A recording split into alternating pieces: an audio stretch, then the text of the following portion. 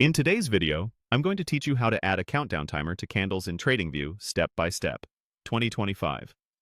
A bar countdown is a small but powerful tool that tells you exactly how much time is left before the current candle closes. It's especially useful for timing entries and exits, staying disciplined near candle closes, and keeping your analysis consistent across time frames.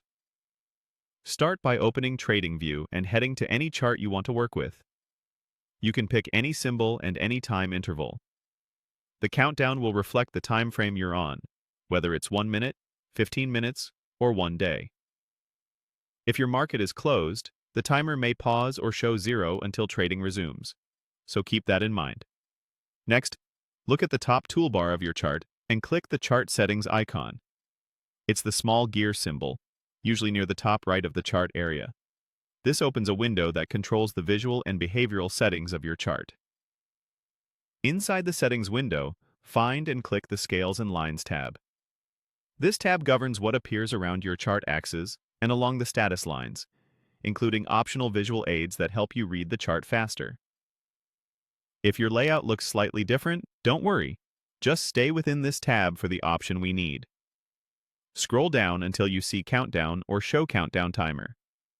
The wording can vary slightly based on updates, but you're looking for the setting that explicitly mentions the countdown timer.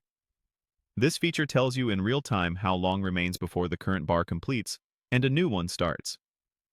Enable the countdown by checking the box next to this option.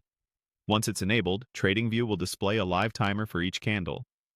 This is most meaningful on time-based charts, since the countdown is based on the time frame you selected.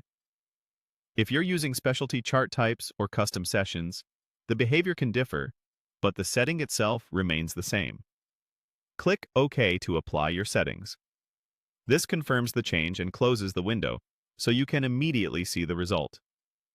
You should now see a timer on your chart showing the time left before the current candle closes.